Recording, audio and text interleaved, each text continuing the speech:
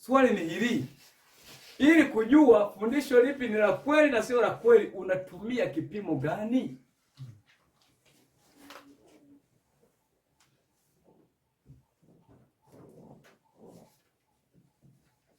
Mungu hakutupa kitu cha kupimia.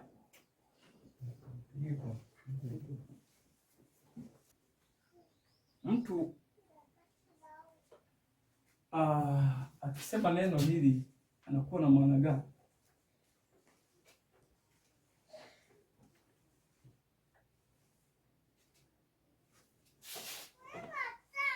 Habari ya saizi. Ndio mara ya kwanza tumesikia hivi. Hili mtu akisema hivi anakuwa na maana gani?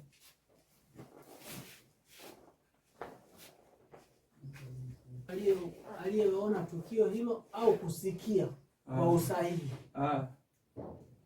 Tunakubaliana na maelezo ya huyo bwana. Ndio. Na shahidi. Haya mtumishi, tuongezee kitu kingine, ongezee kitu. Shahidi ni mtu aliyeona na kudhibitisha tukio. Nilikuwa nimeelekeza kwanza huko kimwili kabla ya ndio sisi tumeandika tu hapa. Yaani wewe ushaelewa zote kama unazowe tumwagie tu. Sawa. Ya kimwili au ya kiroho wa kuona nishe tu hapo. Ni mtu aliyeshuhudia tukio. Mtu aliyeshuhudia. Kile pale amesema mtu aliyeona au kusikia. Sawa, tunashukuru. Haya, tuna hiyo shahidi. Hii vitu sio vya kudharau. Kuna shahidi. Haya, alafu kuna ushahidi. Hiki ni nini sasa? Ushahidi. Naam, pale tumeshiki mwanzo. Ushahidi ni maelezo anayoyatoa shahidi. Ni kitendo kile ambacho anakielezea yule aliyeshuhudia tukio kulisikia. Okay. Haya ni maelezo, si ndivyo? Ambayo huyu anatoa. Kwa hiyo ni mtu. Huyu sio ujumbe wenyewe. Kwa hiyo ushahidi ni ujumbe unaotolewa na nani? Na shahidi. Sawa? Haya, je, hii ushuhuda ni kitu gani?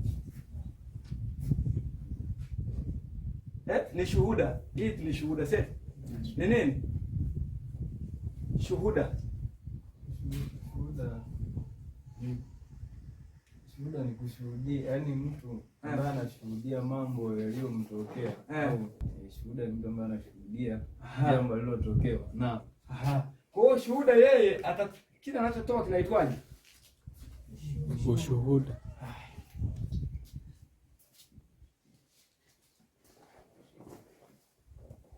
Ushuhuda. Sawa sawa. Sasa sentensi hii na hii vina maana tofauti au ni kitu kile kile? Sasa mahakamani kuna mshtaki. Si ndio hivyo? Alafu pale wa pili kuna nani? Mshtakiwa.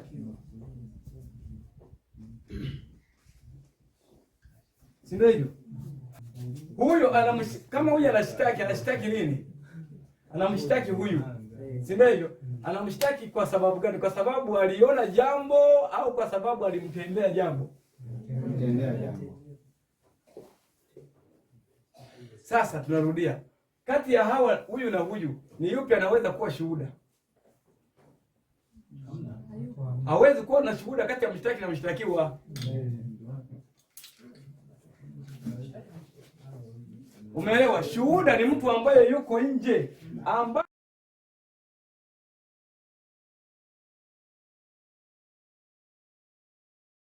anathibitisha aidha habari za huyu au habari za huyu. Maana yake nini?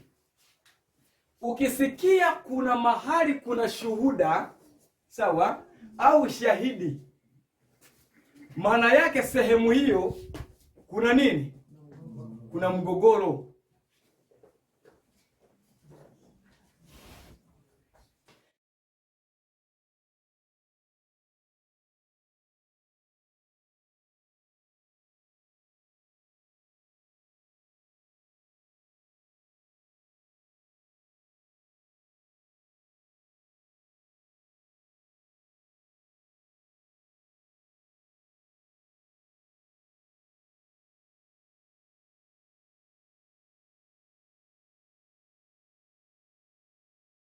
Shuhuda ni mtu anayethibitisha kile alichokiona au kukisikia yeye kama yeye.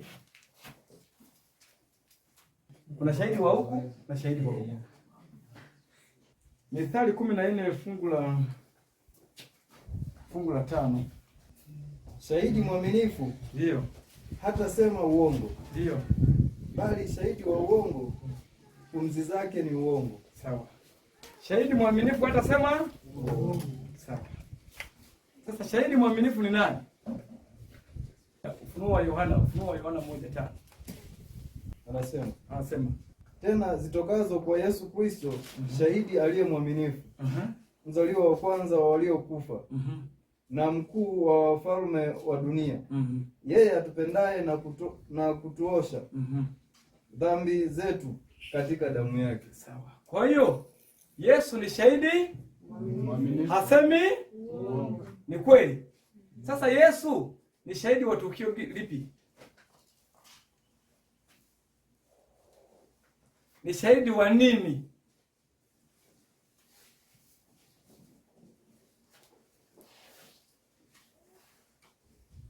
Kama Yesu ni shahidi, tumegundua mara alipo na shahidi lazima kuwa kuna wawili wako na nini? Na mgogoro. Sasa lazima tujue Yesu anapojitangaza yeye ni shahidi, tujue ushahidi huu wa Yesu anaotoa anatolea nani? Na ni nani na nani wako na mgogoro? Na mgogoro wenyewe huo unaoshindaniwa ni kitu gani?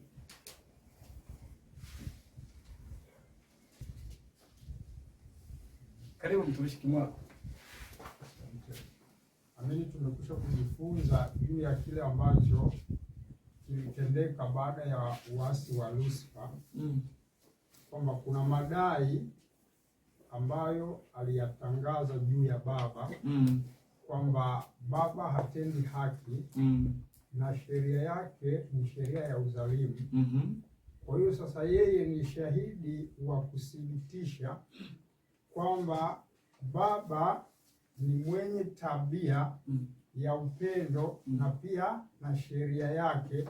Kwa hiyo ni shahidi wa kusuluhisha mgogoro ambao tayari ulitendeka, na ukiwa umeathiri si ulimwengu huu tu, lakini pia na malimwengu mengine. Kwa hiyo analeta ushuhuda kutoka kwa Baba, lakini pia akiudhihirisha kupitia maisha yake ambayo sisi tayari tulikuwa tumefanyaje, tumeshashindwa. Kwa hiyo kazi ya Yesu kuja kote duniani, kuzaliwa akiwa pale kwenye holi ya ng'ombe, inatangaza tu tabia ambayo Mungu anayo. Na ushahidi upi unaaminika? Wa yule mtu ambaye yuko karibu na mwenye analalamikiwa au mtu wa mbali kidogo? Ushahidi upi una nguvu? Wa yule ambaye anaishi naye au yuko karibu naye. Aha. Sasa kwa hiyo mbingu nzima aliyekuwa karibu na Mungu kwenye mashtaka ya shetani, ambaye ushahidi wake ungeaminika zaidi kuliko wengine wote, ni nani? Yesu Kristo. Kwa hiyo unaona ni kwa nini ilikuwa ni Yesu pekee ndiye aje.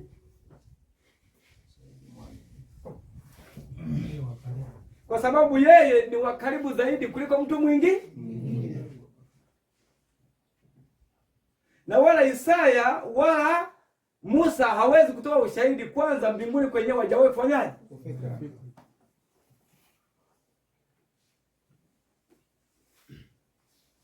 Kwa hiyo kumbe na kesi inaendelea sasa kati ya hao wawili.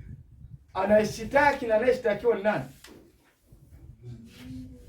Hapa Mungu sasa tunaweka huku mshtakiwa au tunaweka mshtaki? Mshtakiwa. Mungu tunamweka hapa. Haya, huku sasa tunaweka nani? Shetani. Kwa hiyo Yesu anakaa wapi? Katikati hapa, anaamua ni nani? Shahidi.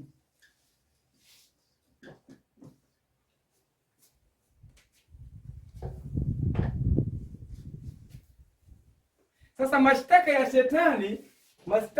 ya shetani juu ya Mungu ilikuwa ni nini? Ametuambia tabia ya nani? Tabia ya nani? Tabia ya Mungu. Kwa shetani alishtaki tabia ya Mungu. Sasa huyu kwa kuwa anakaa naye Mungu muda mrefu, anamuelewa, ndiye ibidi aje aonyeshe kwamba jamani, Mungu yuko hivi, mimi nimekaa naye namjua. Kwanza ni baba yangu, vyote unavyoniona mimi ndivyo yeye alivyo. Sasa toa ushahidi sasa. Wala yeye atawali watu kwa kutumia nguvu. Sasa wewe ni maelezo. Sasa toa ushahidi sasa. Dhihirisha. Mungu yeye hajiinui kujikweza, ingawa na uwezo mwingi, lakini na vyote anavyohitaji, ila Mungu hajiinui. Kujikweza. Mungu yeye kazi yake, furaha yake ni kuhudumia watu, viumbe wake. Sasa kama Mungu hajiinui, toa ushahidi akazaliwa kwenye holi la nini?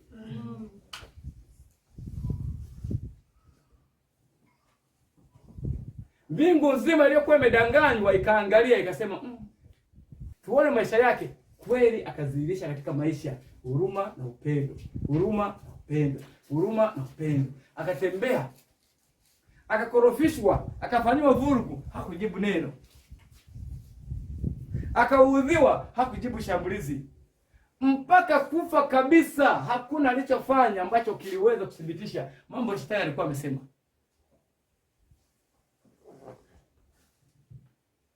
Sasa huyo ni nani? Ni shahidi. Yohana 3:10 hadi 11. Yesu akajibu akawaambia, je, wewe u mwalimu wa Israeli? Na mambo haya huyafahamu? Amini amini nakuambia kwamba lile tulijualo twalinena, na lile tulionalo twalishuhudia. Na lile uliloliona unalifanyaje? Unalishuhudia. Wala shuhuda wetu hamukubali. Wala ushuhuda wetu hamuukubali. Naweza kuendelea. 10 hapo tumeishia. 10 tumeishia. 11 tumefika, si ndio hivyo? Haya. Yohana 3:12 hadi 13. Anasema, ikiwa nimewaambia mambo ya duniani, wala hamsadiki, mtasadiki wapi niwaambiapo? Mtasadiki wapi niwaambiapo? Mambo ya mbinguni. Wala hakuna mtu aliyepaa mbinguni. Hakuna miongoni mwenu hapa aliyewahi kupaa kwenda wapi? Mbinguni. Ila yeye aliyeshuka kutoka mbinguni. Ndio yuko anawaambia mambo ya mbinguni na nyinyi mkubali. Yaani mwana wa Adamu. Yaani mwana wa nani? Wa Adamu. Sasa kama muamini aliye kutoka mbinguni anawaambia habari za huko kuhusu Baba, anawaonyesha, nyinyi hamuelewi. Mnataka nani sasa aje awaambie? Yaani nyinyi kwa nyinyi miongoni mwenu mtu mtajiteua mpeane ushuhuda nyinyi kwa nyinyi. Sasa mimi ndiye ninamfahamu Baba. Ndiye mimi nimemuona Baba. Ninawafanyia matendo ya Baba na washuhudia. Ninyi mnafanyaje? Mnakataa. Sasa mtapona wapi sasa?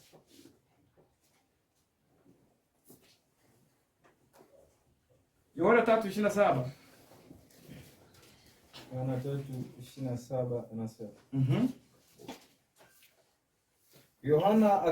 Yohana akajibu akasema, hawezi mtu kupokea neno lolote isipokuwa amepewa kutoka mbinguni. Hawezi mtu kupokea neno lolote isipokuwa amepewa kutoka wapi? Mbinguni. Haya, hata sisi hatutajua chochote isipokuwa tupewe kutoka wapi? Mbinguni. Sasa anayetupa kutoka mbinguni ni nani? Lazima awe yule ambaye amewahi kwenda wapi? Mbinguni. Au aliyetoka wapi? Mbinguni. Huyo ndiye ukiona anacho kitu, hicho ndiyo cha maana kilichotoka mbinguni. Tulisoma ile nukuu, sisi kama zinapitaga tu juu. Kwenye serikali za dunia, Yesu alipata kitu cha kufananisha na ufalme wa baba yake? Hapana. Huwezi kutumia mifano ya watawala wa ulimwengu kuhusianisha kwa kitu chochote. Yaani tukianza kujaji mambo kwa Mungu kwa kutumia serikali za wanadamu wakuu, hakuna tutakachopatia. Shahidi mwaminifu anatoa ushahidi. Anasema, mimi sitasema na ninyi maneno mengi tena. Kwa maana yu aja mkuu wa ulimwengu huu. Wala hana kitu kwangu. Haya. Anamaanisha magari, nyumba, mavazi. tabia, si kweli? Kwa tabia hata za wakuu wa serikali kwa dunia hii haziwezi kufanana na zile za Mungu za serikali yake. Yohana 3:31-32.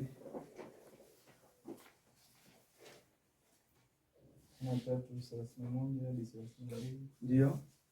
Anasema Yeye ajaye kutoka juu, yeye ajaye kutoka juu, huyo yu juu ya yote, huyo yuko juu ya yote. yeye aliye wa dunia, Yeye aliye wa dunia, asili yake ni ya dunia. asili yake ni ya dunia. Yeye anenaye mambo ya duniani, Anenaye mambo ya duniani, yeye ajaye kutoka mbinguni yu juu ya yote. yule anayetoka mbinguni yuko juu ya yote. Yale aliyoyaona na kuyasikia ndiyo aliyoshuhudia. Yale aliyoyaona na kuyasikia ndiyo anayofanyaje? Shuhudia. Kwa hiyo Yesu ushahidi wake anautoa uko na sehemu ngapi? Sisi tunaelewana hapo. Ushahidi wa Yesu ni wa kuona na ushahidi wa Yesu ni wa kufanyaje? Wa kuona na kusikia. Sasa huyo anapokupa ushahidi wake huyo, wewe ukikataa wa huyo na ni mtu wa karibu wa huyo mwenye kutuhumiwa, utapata sasa kitu ushahidi wapi juu ya mwenendo wake?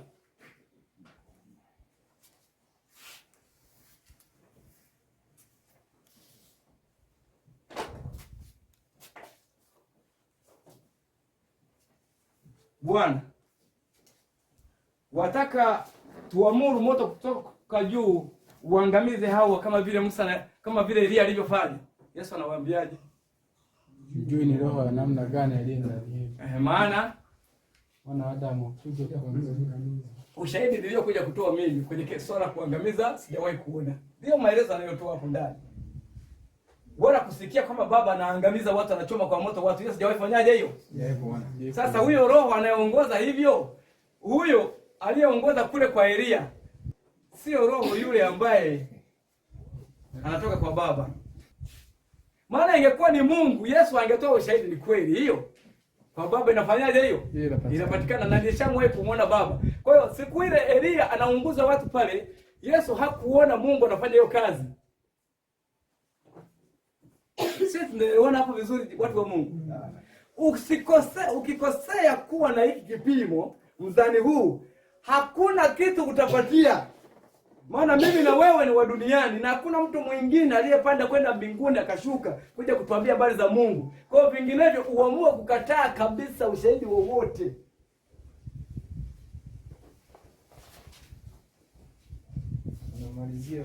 Anamalizia kusema wala hakuna aliyekubali ushuhuda wake. Wala hakuna sasa aliyekubali ushuhuda wa Yesu. Sasa wako wengi sio waliishia wanaendelea mpaka leo. Wale wako mimi na wewe tukiwepo. Yesu ameshuhudia kwa neno, ameshuhudia kwa tendo. Huo ndio ushuhuda wake na anatushuhudia sasa na yeye kwenye maisha yake. Yesu anapokuwa duniani anatembea, yuko mahakamani. Kwenye kila tendo analofanya Yesu yuko wapi? Mahakamani. Na kuna wasikilizaji wa kesi ya Mungu na shetani wako wanaamua. Wanasikiliza ili baadaye wafanyaje? Waamue.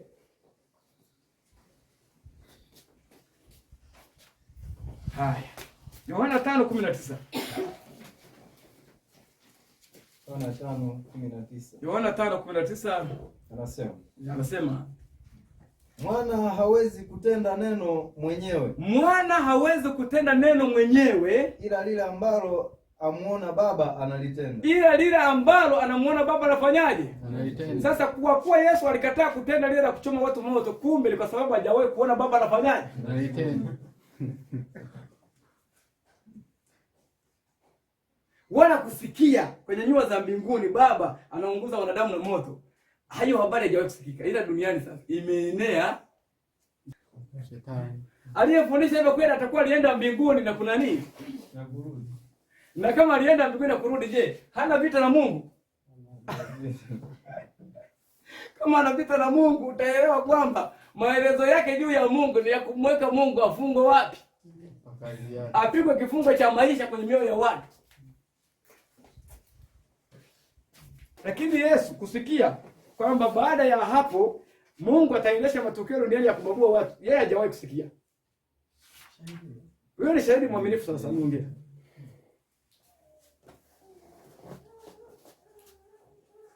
Wala kuona Mungu akiwa na dalili za tabia hiyo, hajawahi kufanyaje? Sasa tutaiona, tutamwamini nani? Unaelewa hapo? Utamwamini nani? Hiyo ndio kesi nzuri. Shahidi mwaminifu au theolojia inavyofafanua maandiko?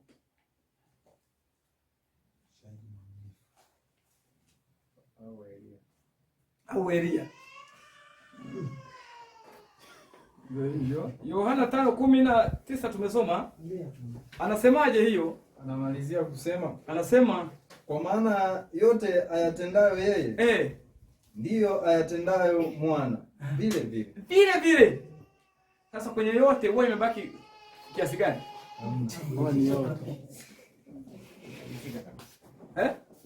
Kwa yote ambayo Mungu anatenda ndiyo mwana pia anafanyaje? Anatenda. Kwa hiyo yote Yesu aliyotenda, kama hajawahi kubagua watu, ndo Mungu naye ndo hapo ameishia. Kwa nini Yesu akubagua? Kwa sababu alikuta kwenye hazina ya Mungu matendo yake. Hilo halipo, yani alipochota kuja kuyatenda huku duniani, yani hajaona, yani hakuna lililobaki sasa.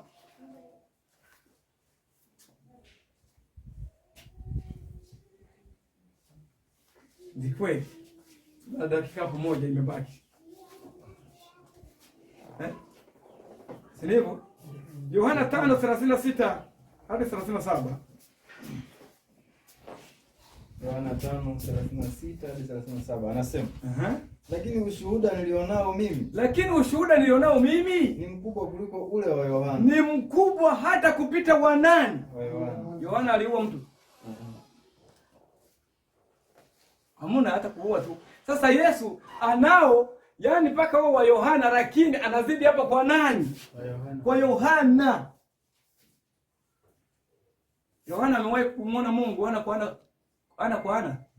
Hamuna. Hajawahi kwenda mbinguni. Kwa hiyo hata Yohana unapelea. Nakumbuka Yohana aliambiwa hivi, hakuna mtu miongoni mwa wale waliozaliwa na mwanamke aliye mkuu kumpita nani? Yohana. Sasa Yohana anazidi hata Musa na Elia na nani? Katika nini? Urefu? Hapana. Nini? Juzi. Katika tabia.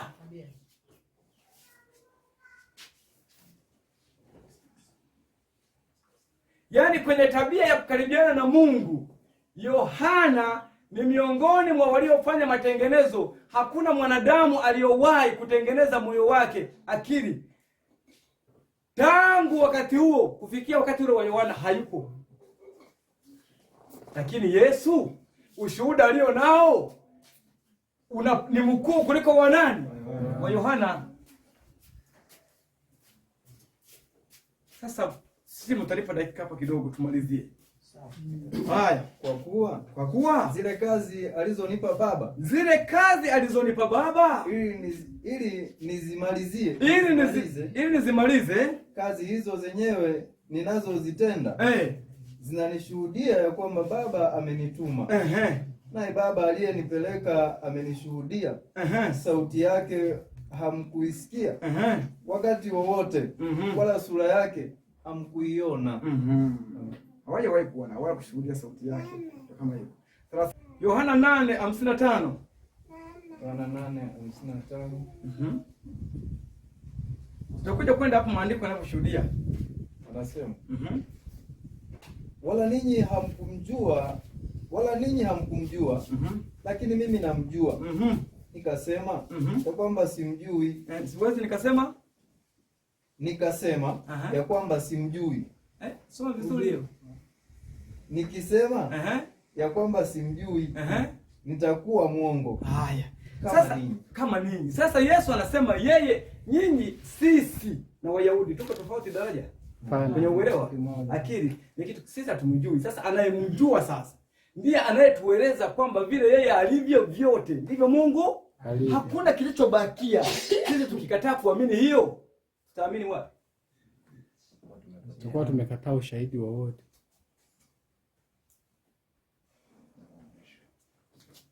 Tutapata ajali kama iliyowapata watu gani? Wayahudi. Yaani haijalishi, mtumishi hapa aliongea kuna mambo mengine kweli unaweza usiyafahamu kabisa kuyathibitisha, ila unaamini tu yule aliyeongea kwa sababu ya experience ulionayo ya wapi, ya nyuma. Sasa sisi kwa hali zetu ni wa duniani, yani yote itakayoitosha. Kama aliyetoka mbinguni na ni shahidi wa kweli mwaminifu, anatuambia hivyo, bado wewe unagoma hivi, utapona wapi? Hata kama kweli ukisoma mahali unasikia sentence inaongea inaenda kinyume na unavyoelewa, lakini shahidi kama anakwambia amini tu. Mbona walokole kule jamani, inawezekana wewe kwa Mamposa wewe amini. Kwa Mamposa mbona hiyo inawezekana wewe amini tu na watu wanaamini. Sisi hapa tukifanya jaribio hilo la kwa Yesu ndiye ameongea. Basi sawa, kweli sijawahi kuona kwa experience yangu na Yesu kumsoma kote. Tunavyomsikia sijawahi kusikia amefanya vurugu. Kama anasema hivyo ndivyo Baba alivyo na hakuna chochote kimebakia. Yumkini kama yale mengine Yesu alikuwa mkweli. Akatabiri Yerusalemu imetokea. Na mengine yote yametokea. Ya mengine yameendelea kutokea. Sheria ya kubadilisha na nini? Ndio pila yote hayo hakuna mmoja hata nimekosea. Kweli, yaani usitumie hata experience yako basi kuamini na hiyo.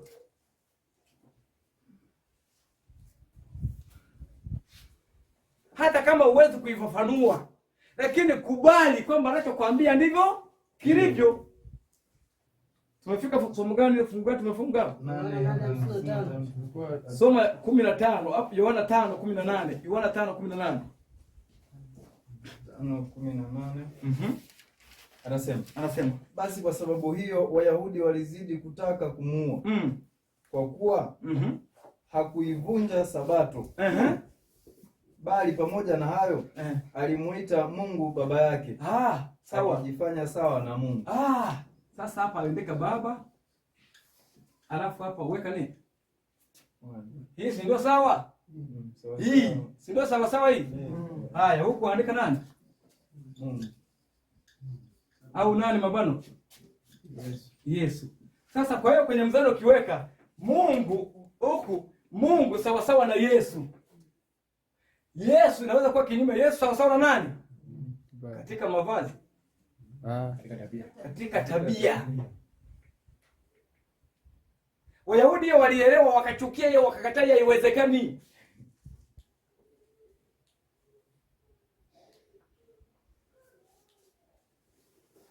Haya. Yohana 5:30. 5:30 anasema. Mimi siwezi kufanya neno mwenyewe. Kama nisikiavyo ndivyo nihukumuvyo. Kama nisikiavyo ndivyo nihukumuvyo. Na hukumu yangu ni ya haki. Ukiona Yesu amefanya jambo, amehukumu jambo, ujue sio kwamba ni utaalamu wake amebuni, ila hiyo ameona kutoka kwa nani? Kwa hiyo aliyemwambia Yesu kwamba ukota sikio hilo la Petro urudishe ni nani? Baba. Aliyemwambia Yesu kwamba usikubali huyo mwanamke kupiga mawe, waambie asiye na dhambi au wa kwanza ni nani? Ni Baba.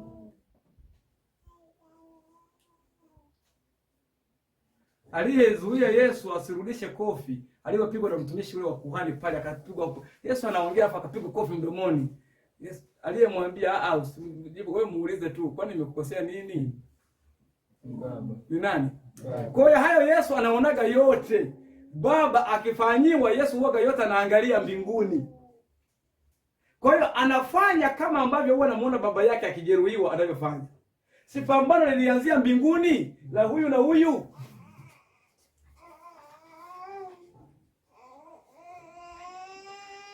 Haya, namalizia.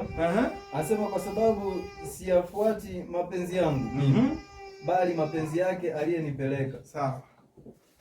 Usikae. Yohana 15:23.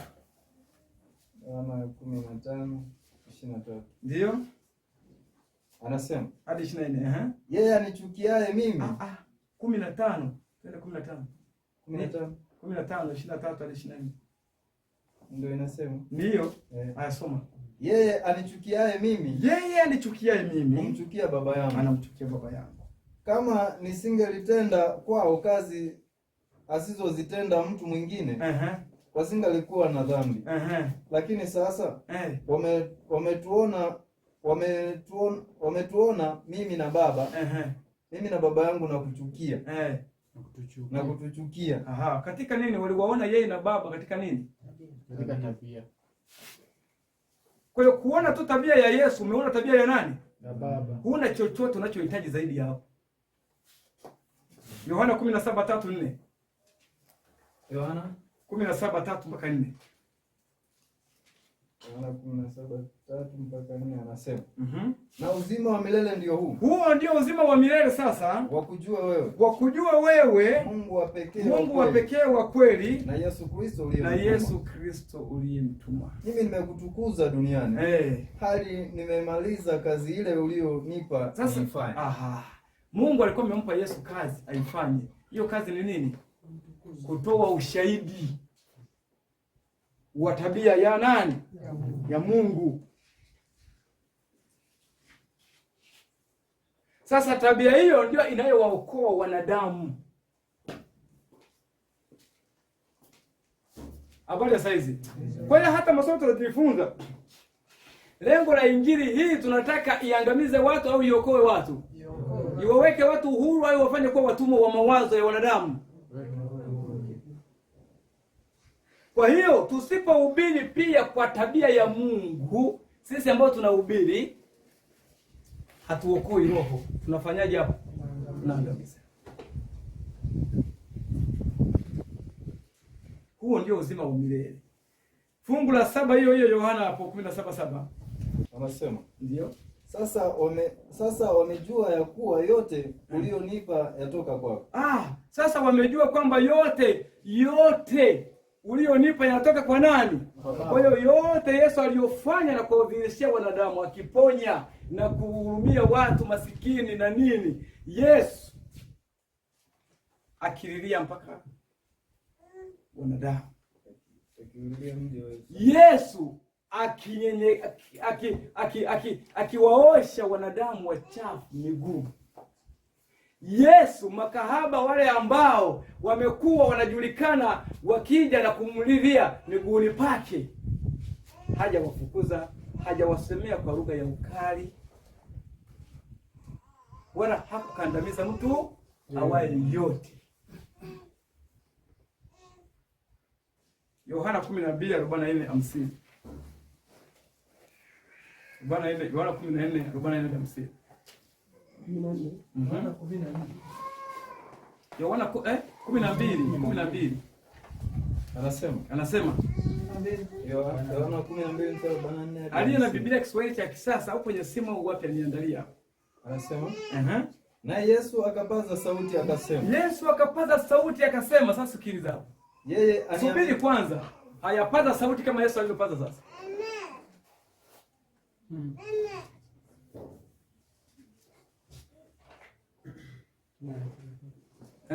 Yaani kwa level ile Yesu aliyofanyaje? Mtu mmoja atusimame hapa mbele atutolee mfano. Yesu akapaza sauti. Sasa hapo ndio nani anaweza kufanya hiyo duniani hapa? Kama sisi hapa hatuna, tutaje mmoja hapa duniani, nani anaweza kufanya hiyo? Haipo.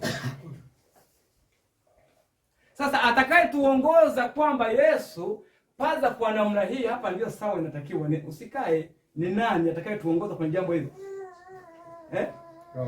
Ni Roho Mtakatifu. Ndio maana andiko linaua, Roho inafanyaje? Inauisha.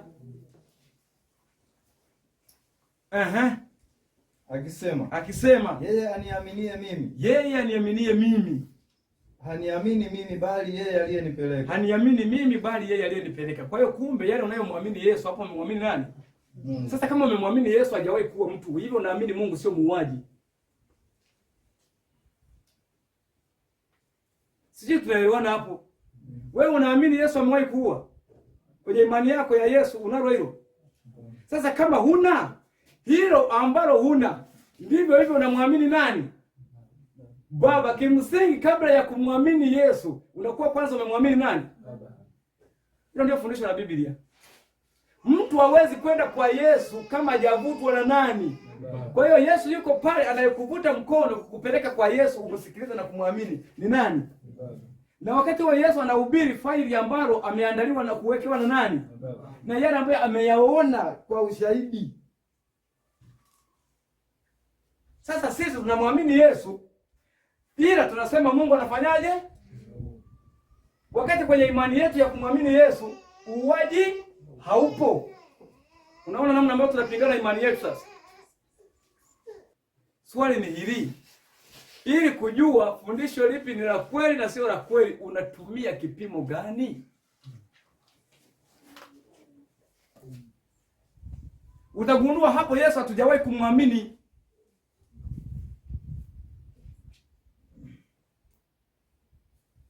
Unapataje Mungu muuaji ndani ya imani ya Yesu?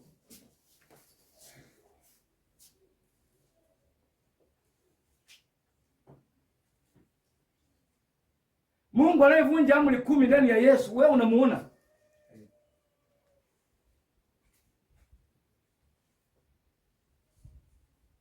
Sasa hiyo itahitaji akili nyingi, yaani za chini tu, ila akiwepo Roho nani sasa? Haya. Mimi nimekuja ili niwe nuru ya ulimwengu. Ndio. Ili kila mtu aniaminie mimi asikae gizani. Kukaa gizani ni moja ya kuamini Yesu Mungu anaua. Hiyo tuko wapi hapo? Gizani. Na mtu akiyasikia maneno yangu asiyashike. Mimi simhukumu. Sawa, wewe ukikataa, maana hata shetani alipokataa mbinguni Mungu alimhukumu. Maana sikuja ili ni hukumu. Hiyo kazi hiyo hajaja kufanya kwenye faili Yesu aliyokuwa amekuja nalo. Hicho kipengele akikuwemo. Anasema maana sikuja ili ni hukumu ulimwengu. Ila ni uokoe ulimwengu. Hiyo kazi ya Mungu ni kuokoa tu basi. Yeye anikatae mimi, asiyekubali maneno yangu. Anaye amhukumue. Neno hilo nilionena ndilo litakalo mhukumu. Neno ya mwisho. Neno ndio litakalo hukumu siku ya mwisho. Kwa sababu mimi sikunena kwa nafsi yangu tu, bali Baba aliyenipeleka. Yeye mwenyewe ameniagiza nitakayonena na nitakayoyasema. Kiswahili cha kisasa mtu asomee hilo andiko hapo hapo. Yeye hapo ulipomalizia hilo andiko. Ingereza fungu Kiswahili cha kisasa. Ndio. Kisha Yesu akasema kwa sauti kubwa, mtu anayeniamini haniamini mimi tu, ila anamwamini pia yule aliyenituma. Anayeniona mimi anamuona pia yule aliyenituma. Mimi ni mwanga, nami nimekuja ulimwenguni ili wote wanaoniamini wasibaki gizani. Anayeyasikia maneno yangu lakini hayashiki, mimi sitamhukumu. Maana sikuja kuhukumu ulimwengu, bali kuuokoa. Asiyeyashika maneno yangu anaye wa kumhukumu. Neno lile nililosema ni hakimu wake siku ya mwisho. Kwa litakalo hakimu atakaye kusimamia siku ya mwisho. Kusema Bwana wewe, hiyo wewe ulikataa na Mungu Bwana, atakuwa nani? Ni neno. Sasa neno litakuwa liko wapi? Kwenye karatasi huko. Mimi sikunena kwa mamlaka yangu mwenyewe, ila Baba aliyenituma ndiye aliyeniamuru niseme nini na niongee nini. Hiyo ndio nataka hiyo. Yaani yeye ndiye aliyeniamuru niseme nini na niongee nini. Ndio maana swali tuliulizana, aliyemwambia hivi, wewe okota hilo sikio ni nani? Aliyemwambia hivi, muulize huyo aliyekupiga kofi kwamba unanipigia nini? Nani alimwambia? Baba. Yesu amesema hakuongea neno lolote la kwa. Sasa tujifunze na sisi. Maana Mungu ameishia kuongea. Tusiwe tunaongeza.